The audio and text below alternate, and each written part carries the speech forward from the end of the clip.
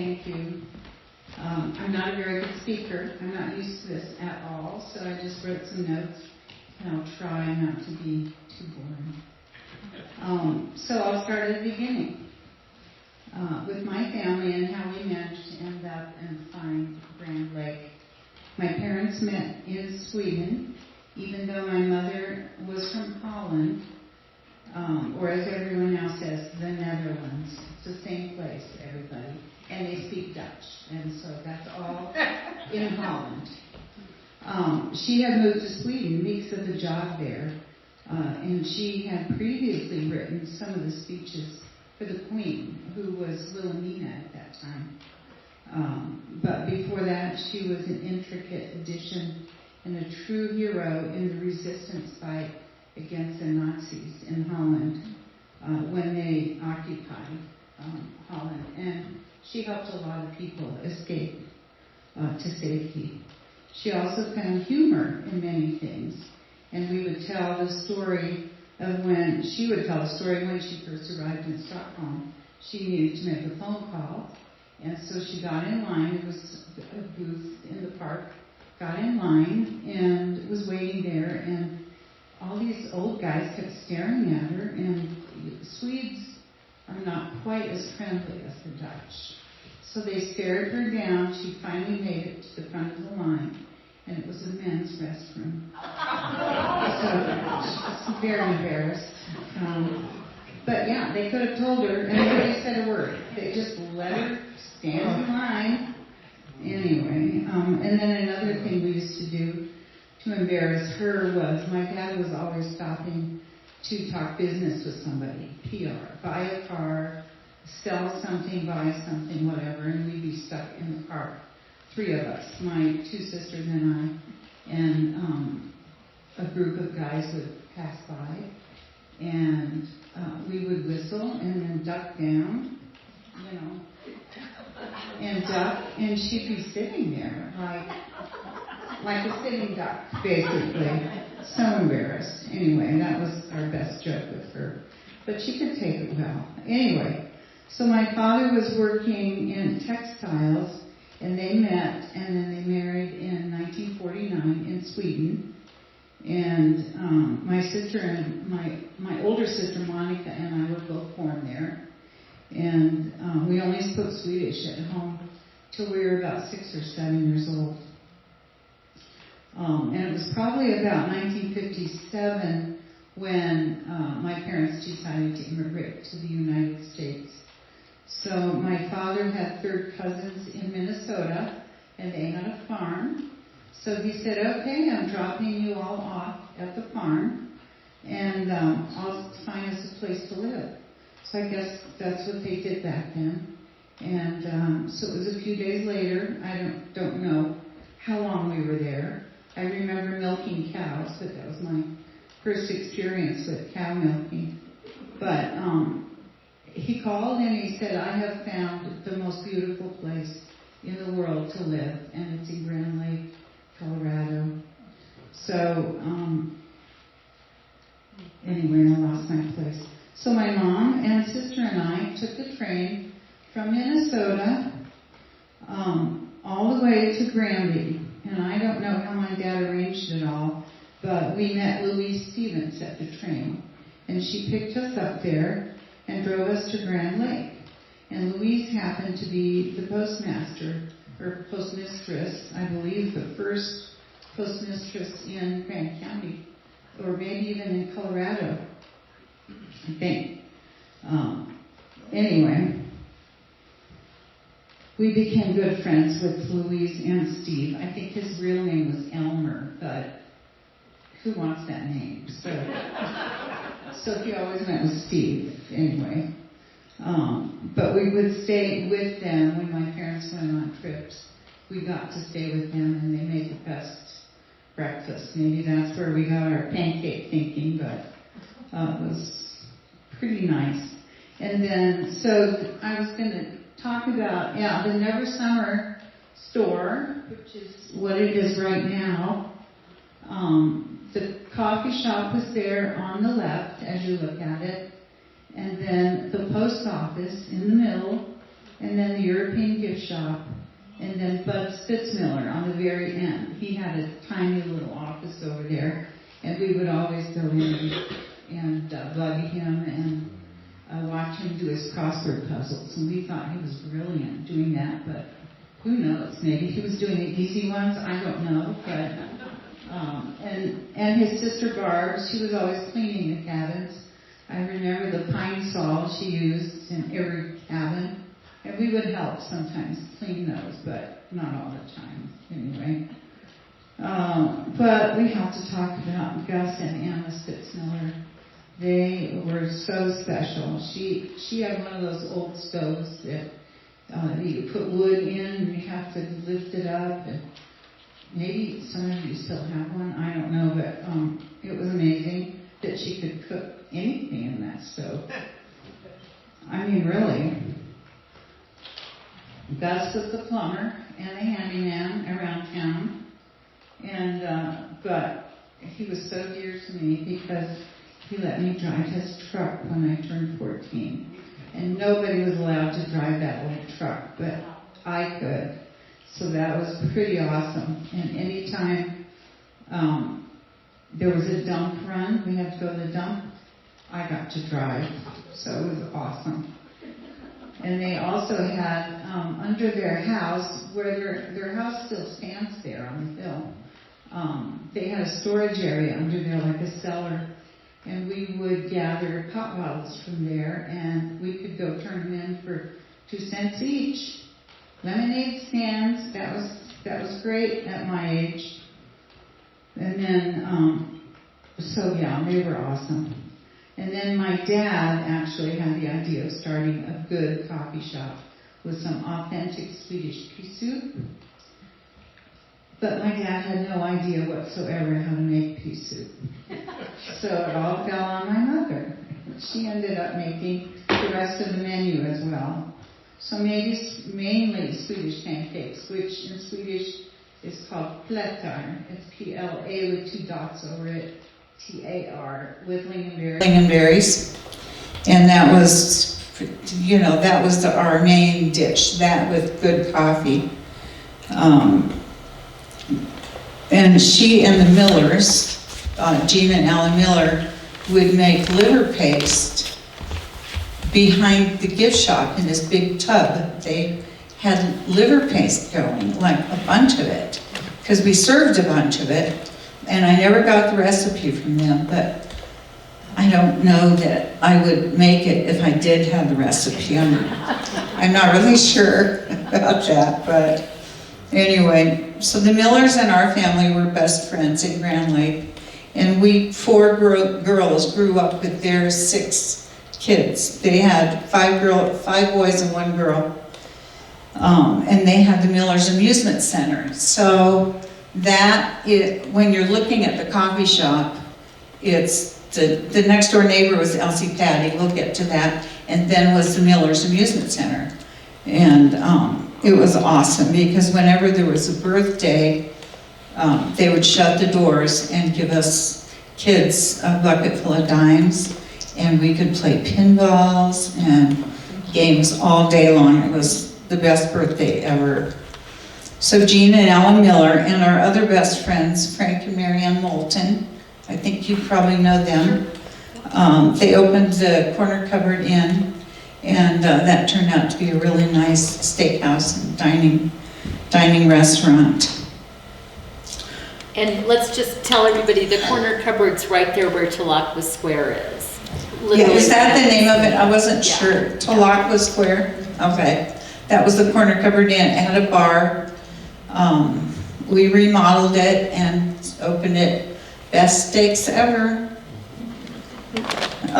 So, of course, growing up with a family that had a restaurant, we had to work all the time. Waiting tables, cooking, cleaning, whatever needed doing. And of course, I'm the best dishwasher ever. But so, we hired a cook. I was going to say we hired a cook from Minnesota, and her name was Evangeline Johnson. I don't know if anybody remembers at all is anybody old enough that remembers the coffee shop at all? In the earlier years? Oh, you all do. Well, we had this large cook who came from Minnesota. She said she was Swedish, but we don't really know. She didn't speak it, but she was from Minnesota, so whatever. Anyway, she lived above the coffee shop. There was a little apartment up there. Yeah, where that first window is, yep, right there. And there was also another little room where two of the waitresses would sleep up there also.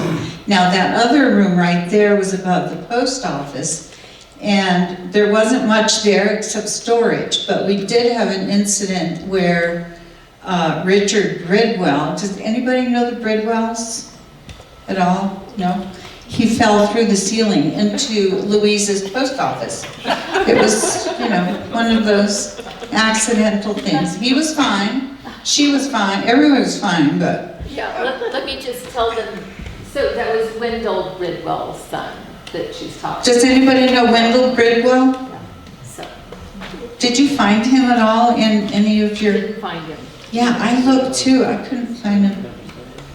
No, that was Wendell. Well, anyway, Richard was fine even after falling through the ceiling. So Vanjie came every summer to cook, and she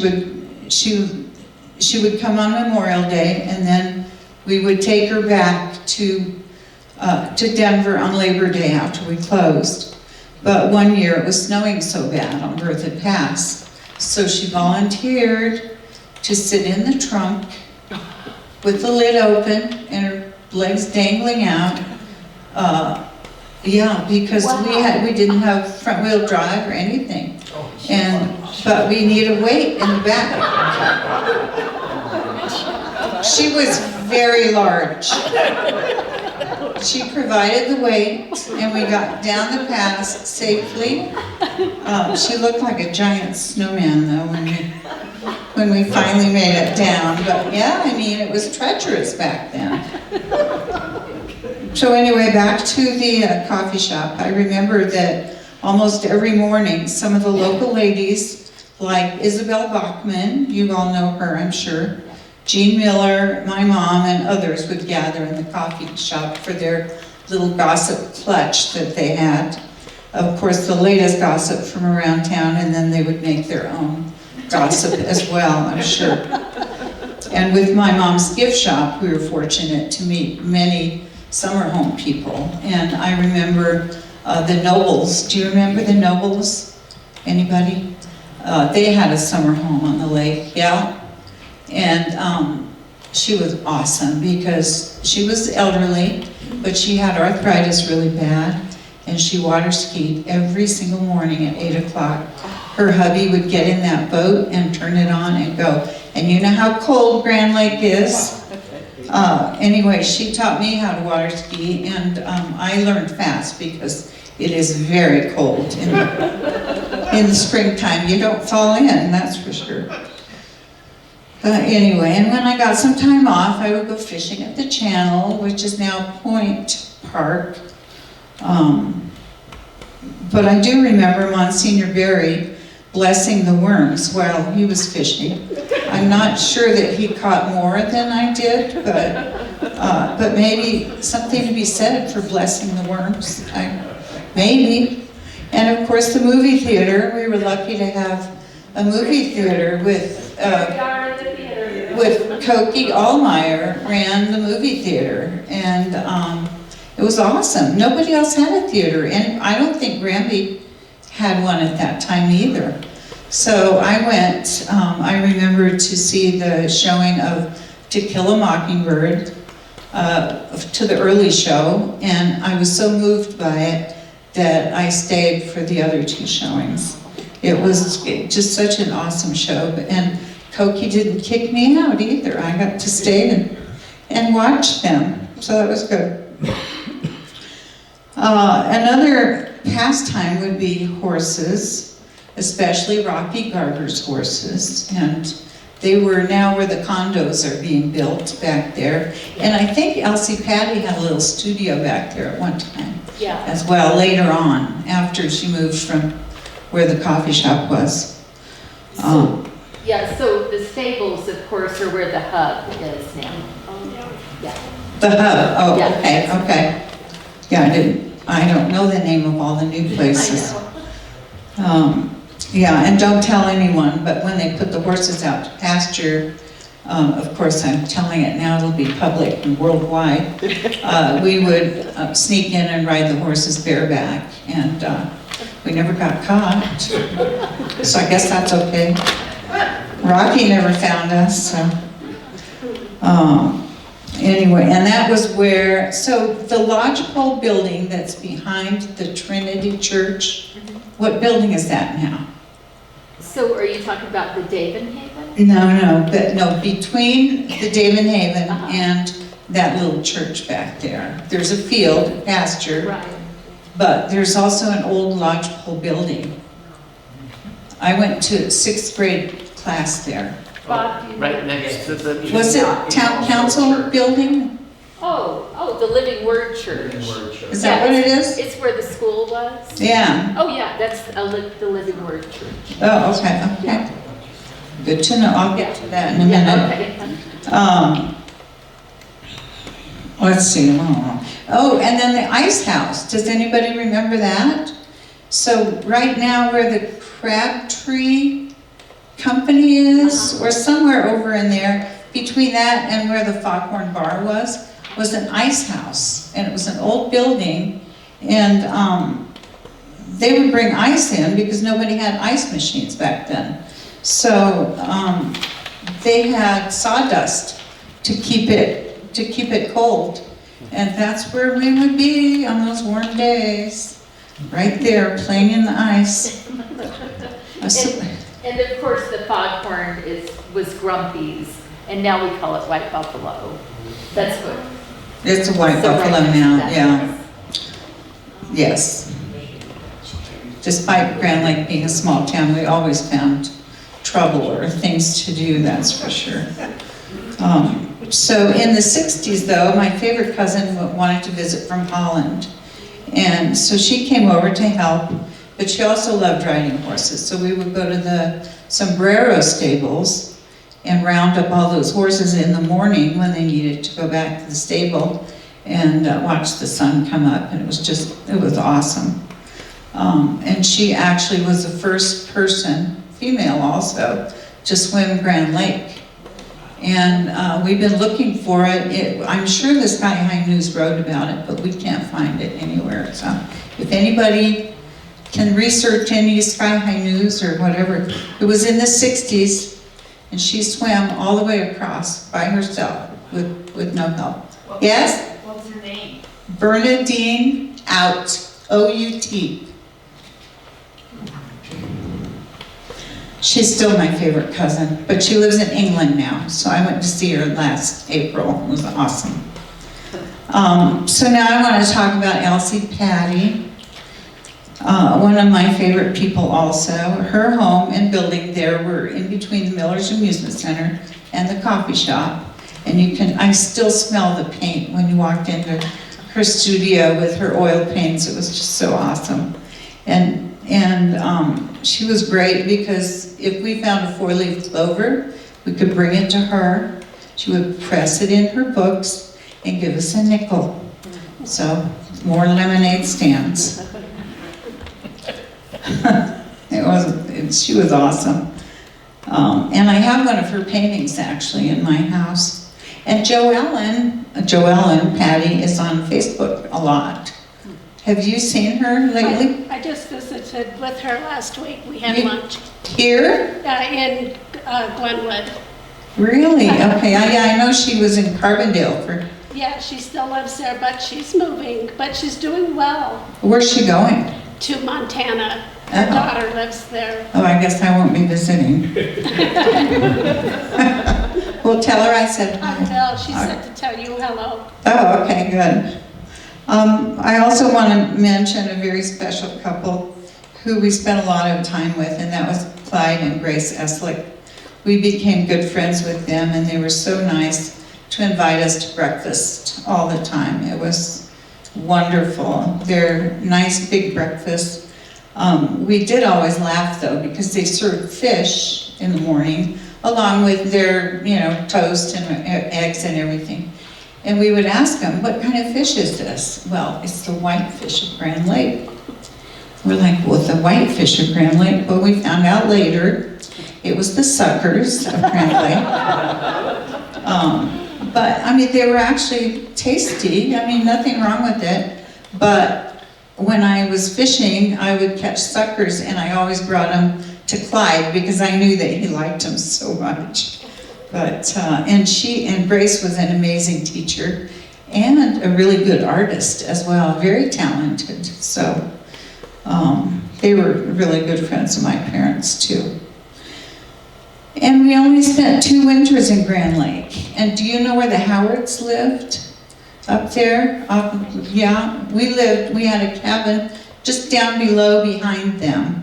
And that's where we spent 2 winters. And my first winter job was in the library, which was above the fire station, which is now the library. It was a tiny little, like a 10 by 10 room. And I loved that job. It was great. So anyway, it was my first real outside of my restaurant job.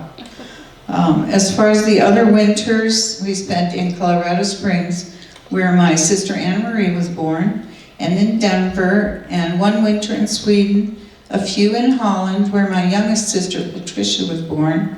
So there are 4 girls in my family. I was always the new kid in school, wherever we lived. But the first winter in Grand Lake, I was in 5th grade, and that class was in Hot Sulphur Springs. Did you girls have to go there? You didn't, right? Yeah, it was a long bus ride. So that's where I made friends with Jo Ellen and a lot of other people.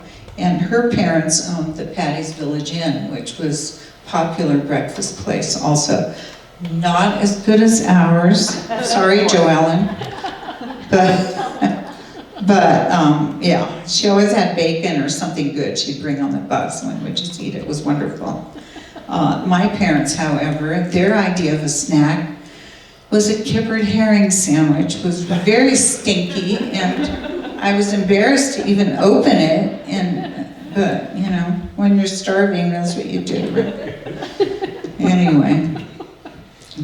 So my first bologna sandwich with mustard was in the Lariat Bar with Alice Lockhart's father made it for me. Who remembers the Lockharts? Yeah, where are they? Do we know? Alice passed away several years ago. She did? Yeah. Mm. And she married Gary Nordlow. Did you know Gary? Yeah, they knew No. each other for a long time, yeah. Oh, okay. He worked at the lumber yard. Oh, okay. And what about Diane? And Diane, she passed away a long time ago, breast cancer. Oh, Yeah. oh. Okay, well, that's too bad. Anyway, that was my first bologna sandwich with mustard. It was the most exciting sandwich. I'll never forget it. It was awesome. It was great. My 6th grade class was actually in that lodgepole building, which you say now is a church of some sort. There were 5 in my class, one of whom I kept in touch with for many, many years. She recently passed away, so. Who was that? Clydine Kennedy, or her maiden name was Blanton. Okay. And her mother is buried actually in the Grand Lake Cemetery, so. Yeah, and now, yes. So, anyway, we'll miss her a lot. She was good friends with Diane and Sally also. I did all of my 7th grade in Granby. So when I got into 8th grade, my parents decided to open a travel agency in Golden, but we still spent the summers in Grand Lake. So I got to start high school in Golden, but my parents decided that I should learn Dutch and live with my aunt and uncle in Holland.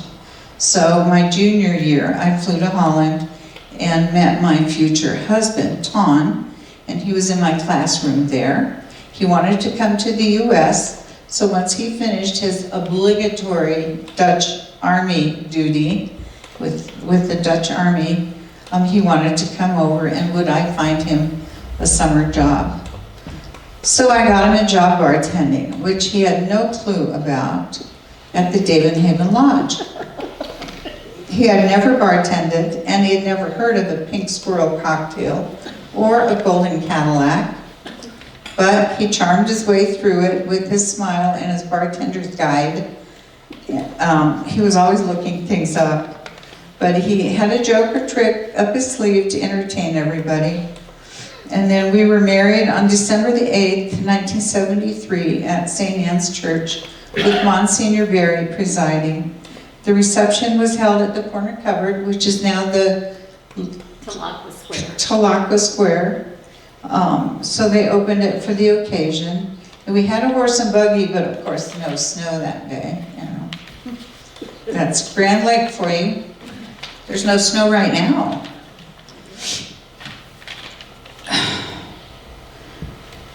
Ton was always video recording. He recorded everything. He would be recording right now, all of you.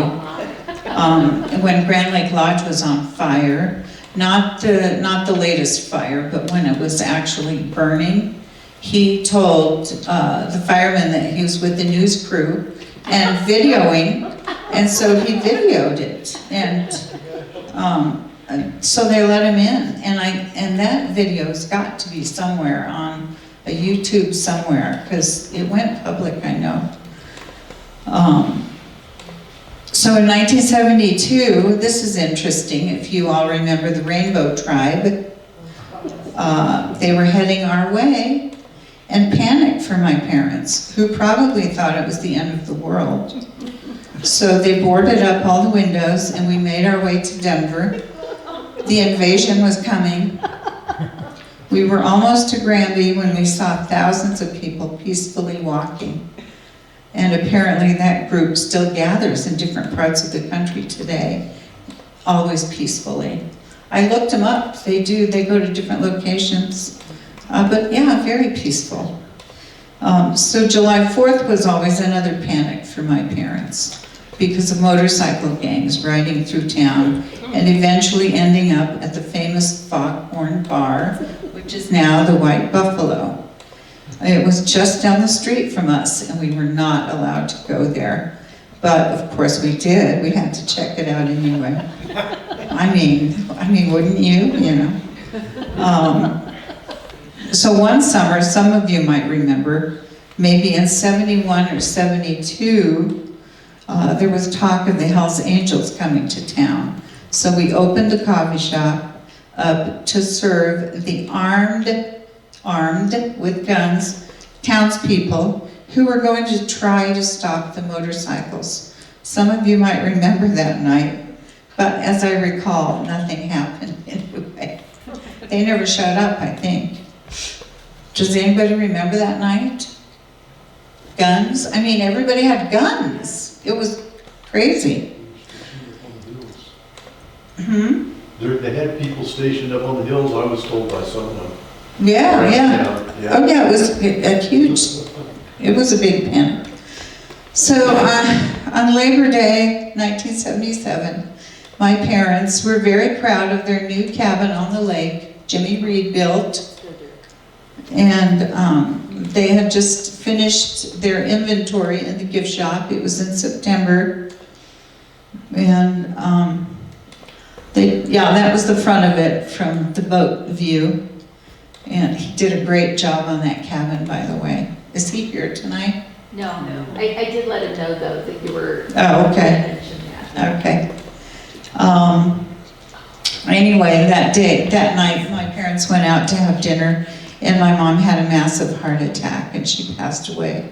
So it was very sudden, and she was only 54 years old. So it was a large funeral, and presiding were Monsignor Vera, the Archbishop Manning from Mother Cabrini Shrine, and the local priest. I don't remember his name, who it was, but it was a really nice ceremony. But you know, yeah. So many people, such a beautiful fall day. Both of my parents are buried there in the Grand Lake Cemetery. My husband and I were married for 50 years when he passed away suddenly 3 years ago. And he's also buried there. And we're so fortunate to often see moose grazing up there when we're there visiting. Our children, Philip and Kirsten, and grandchildren, 5 boys, have made wonderful memories there. And it's truly such a special place. And thank you. That's the end of my speech.